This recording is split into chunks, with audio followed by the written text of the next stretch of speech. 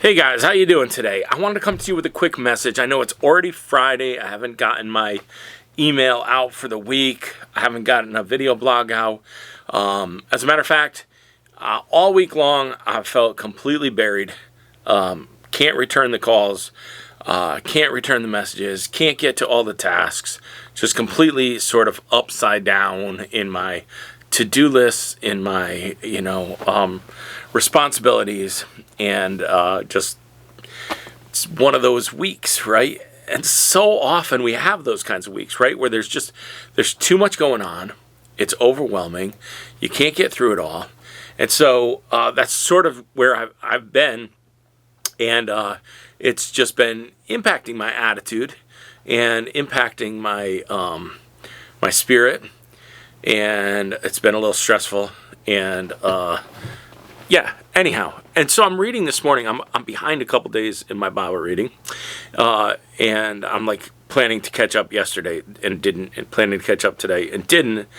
But I did read Exodus chapter 5 this morning.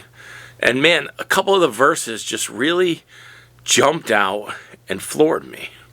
Why? Because it was dealing with the exact thing that I am dealing with. And when busyness comes to get you, it wants to take you out.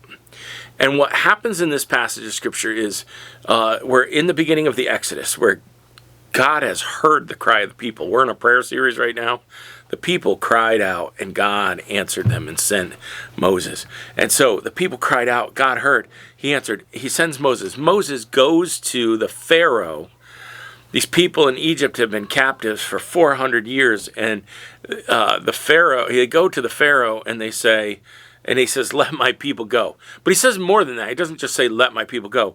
He has a specific ask. And in Exodus chapter 5, it says, after this presentation to the Israel's leaders, Moses and Aaron went and spoke to the Pharaoh, and they told him, this is what the Lord, the God of Israel, says, let my people go so they may hold a festival in my honor in the wilderness. They wanted to just go away for a 3-day festival.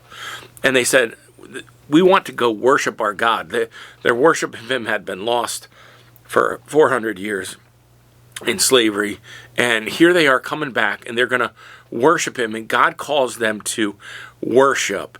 And he says, let my people go. Now, I want you to look really carefully at Pharaoh's response. Oh, you people want to take some time out to worship your God, to have a time to honor him and worship him and give glory to him. This is his response in chapter 5, verse 4. Pharaoh replied, Moses and Aaron, why are you distracting the people from their tasks? Get back to work. Look, there are many of your people in this land, and you are stopping them from their work. Man, Pharaoh's response was very specific. Get back to work. Oh, we want to take some time to honor our God, to worship him. No, get back to work. So they go on, and then Pharaoh says this in verse 17. But Pharaoh shouted, you are just lazy. That's why you're saying, let us go and offer sacrifices to the Lord. Now get back to work. Get back to work. And so, man, I just find myself in this place, right? Here we are. You know, we have the most amazing God. And he calls us to worship him. Now, every aspect of our life should be worship. Our words, our work, our praise, our pause, our prayer, and all these things, they're all worship. But sometimes we just get stuck in the busyness of the schedule. And when we hear a voice that says, there's no time to worship, you're lazy, get back to work. Get back to work. That's the voice of Pharaoh, not the voice of God. That's the voice of the taskmaster that would like to keep you in bondage and in slavery. It's not the voice of God. See, the voice of God is calling us to come, you who are weary, and I'll give you rest. But the voice of the taskmaster that wants to enslave you is the voice that says, you're being lazy, there's too much work to do, get back to work. Get back to work. And which voice am I going to listen to? Which voice are you going to listen to? Well, today I just want to give you a challenge to say that the voice that says there's no time to worship, that you better get back to your tasks because you're falling behind, is probably the voice of Pharaoh, not the voice of the Lord. It's the voice of the enemy that would like to keep you in bondage, not the voice of the Lord that wants to set you free.